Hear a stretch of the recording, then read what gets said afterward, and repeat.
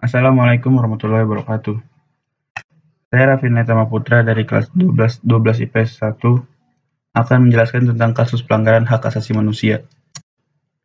Dari pengertian hak asasi manusia sendiri adalah hak asasi manusia itu adalah sebuah konsep hukum dan normatif yang menyatakan bahwa manusia memiliki hak yang melekat pada dirinya karena ia adalah seorang manusia. Hak asasi manusia berlaku kapanpun, dimanapun, dan kepada siapapun, sehingga sifatnya universal. Macam-macam hak asasi manusia sendiri itu ada 6. Ada hak asasi pribadi, hak asasi politik, hak asasi ekonomi, hak asasi peradilan, hak asasi sosial budaya, dan hak asasi hukum. Hak asasi pribadi atau personal human rights. Hak ini merupakan hak yang berhubungan dengan kehidupan pribadi setiap orang. Contoh dari personal human rights ini adalah kebebasan untuk menyampaikan pendapat. Hak asasi politik atau politic rights. Ini merupakan hak asasi dalam kehidupan politik seseorang. Contohnya adalah hak untuk dipilih dan hak untuk memilih. Hak asasi ekonomi atau property rights. Hak ini menyangkut hak individu dalam hal perekonomian. Contoh dari hak property rights ini adalah kebebasan dalam hal jual beli atau perjanjian kontrak. Hak asasi peradilan atau procedural rights. Hak dalam memperoleh perlakuan sama dalam tata cara pengadilan. Contohnya adalah hak untuk mendapatkan pembelaan umum. Hak asasi sosial budaya. Hak terkait dalam kehidupan masyarakat. Beberapa contohnya adalah hak untuk menentukan, memilih, dan melakukan pendidikan. Dan terakhir, hak asasi hukum atau legal equality rights. Hak ini adalah hak untuk mendapatkan kependudukan yang sama dalam hukum dan pemerintahan. Contohnya adalah mendapatkan perlakuan yang sama dalam bidang hukum dan pemerintahan, menjadi pegawai sipil perlindungan dan pelayanan hukum. Latar belakang terjadinya pelanggaran HAM. Yang pertama, kurangnya rasa saling menghargai satu sama lain. Yang kedua, melecehkan seseorang lewat sosial media. Yang ketiga, kurangnya sikap toleransi dan kepedulian sesama manusia. Yang keempat, kesadaran yang rendah akan pentingnya HAM. Jadi kasus hari ini yang akan saya bahas adalah pembantaian di Indonesia tahun 1965 dan 1966. Jadi pembantaian di Indonesia 1965 sampai 1966 ini merupakan peristiwa pembantaian terhadap orang-orang yang dituduh komunis di Indonesia pada masa setelah kegagalan kudeta gerakan 30 September atau yang disebut dengan G30 SPKI di Indonesia. Sebagian besar sejarawan sepakat bahwa setidaknya 1,5 juta orang dibantai. Suatu komando keamanan angkatan bersenjata memperkirakan antara 450.000 sampai 500.000 jiwa dibantai. Latar belakang kasus ini adalah propaganda militer mulai disebarkan dan menyerukan pembersihan di seluruh negeri. Propaganda ini berhasil meyakinkan orang-orang Indonesia dan pemerhati internasional bahwa dalang dari semua peristiwa ini adalah PKI.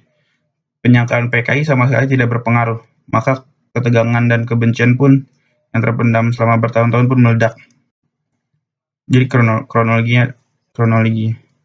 Pembersihan dimulai pada Oktober tahun 1965 di Jakarta, yang selanjutnya menyebar ke Jawa Tengah dan Timur, dan Bali. Pembantaian dalam skala kecil dilancarkan di sebagian daerah di pulau-pulau lainnya, terutama Sumatera. Pembantaian terburuk meletus di Jawa Tengah dan Timur. Korban jiwa juga dilaporkan berjatuhan di Sumatera Utara dan Bali. Petinggi-petinggi PKI diburu dan ditangkap. Petinggi PKI Njoto ditembak pada tanggal 6 November. Ketua PKI Dipa Nusantara Aidit pada 22 November dan Wakil Ketua PKI M.H. Lukman segera sesudahnya. Kebencian terhadap komunis dikobarkan oleh Angkatan Darat, sehingga banyak penduduk Indonesia yang ikut serta dalam pembantaian ini. Peran Angkatan Darat dalam peristiwa ini tidak pernah diterangkan secara jelas. Beberapa cabang PKI melancarkan perlawanan dan pembunuhan balasan, tetapi sebagian besar sama sekali tidak mampu melawan.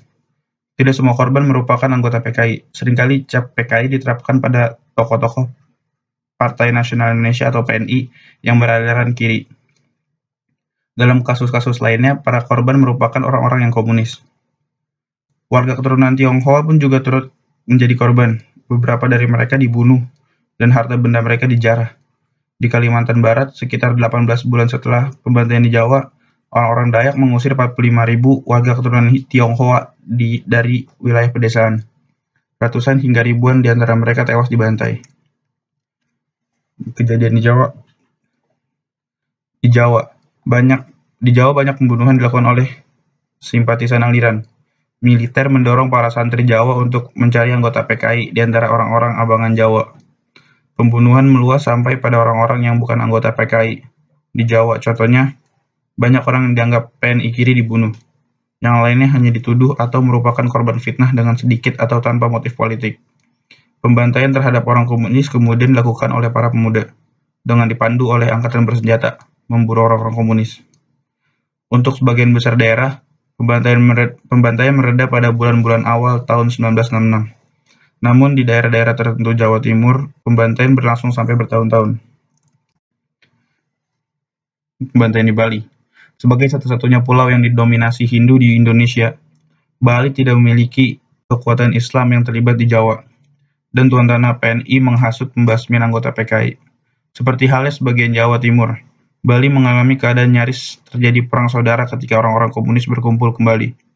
Keseimbangan kekuasaan beralih pada orang-orang anti-komunis pada Desember 1965, ketika angkatan bersenjata, resimen para komando, dan unit Brawijaya tiba di Bali setelah melakukan pembantaian di Jawa. Komandan militer Jawa mengizinkan skuad Bali untuk membantai sampai dihentikan. Berkebalikan dengan Jawa Tengah, tempat angkatan bersenjata mendorong orang-orang untuk membantai Gestapo. Di Bali, keinginan untuk membantai justru sangat besar dan spontan setelah memperoleh persediaan logistik. Sampai-sampai militer harus ikut campur untuk mencegah anarki. Skuad maut milisi menyusuri desa-desa dan menangkap orang-orang yang diduga PKI. Antara Desember 1965 dan awal 1966. Diperkirakan 80.000 orang Bali dibantai, sekitar 5% dari populasi Bali saat itu, dan lebih banyak dari daerah manapun di Indonesia. Kejadian di Sumatera. Tindakan PKI berupa gerakan penghuni liar dan kampanye melawan bisnis asing di perkebunan-perkebunan di Sumatera memicu aksi balasan yang cepat terhadap orang-orang komunis. Di Aceh sebanyak 40.000 orang dibantai dari sekitar 200.000 korban jiwa di seluruh Sumatera. Pemberontakan kedaerahan pada akhir 1950-an semakin memperumit peristiwa di Sumatera karena banyak mantan pemberontak yang dipaksa untuk berafiliasi dengan organisasi-organisasi komunis untuk membuktikan kesetiaan mereka kepada Republik Indonesia. Berhentinya pemberontakan tahun 1950-an dan pembantaian tahun 1965 oleh kebanyakan masyarakat Sumatera dipandang sebagai pendudukan suku Jawa. Di Lampung, faktor lain dalam pembantaian itu tampaknya adalah transmigrasi penduduk dari Jawa. Hak-hak apa saja yang dilanggar? Yang pertama ada hak untuk hidup, hak untuk merasa nyaman dan aman, hak atas kehidupan yang layak, perampasan hak untuk kebebasan, hak untuk mendapatkan perlindungan hukum, dan hak mendapatkan keadilan sosial. Jadi analisis atau pendapat saya, menurut saya kasus ini merupakan salah satu contoh pelanggaran hak asasi pribadi karena haknya untuk hidup telah direnggut secara paksa. Dan upaya yang bisa dilakukan untuk mencegah pelanggaran HAM. Yang pertama ada peningkatan kualitas pelayanan publik untuk masyarakat, menerapkan Pancasila dan UUD, peningkatan profesionalisme dari lembaga keamanan dan pertahanan negara, berbagai kegiatan untuk mendorong aparat penegak hukum bertindak adil, yang memperketat sanksi mengenai pelanggaran HAM dan mengaplikasikan HAM dalam kehidupan sehari-hari. Sekian dari saya. Wassalamualaikum warahmatullahi wabarakatuh.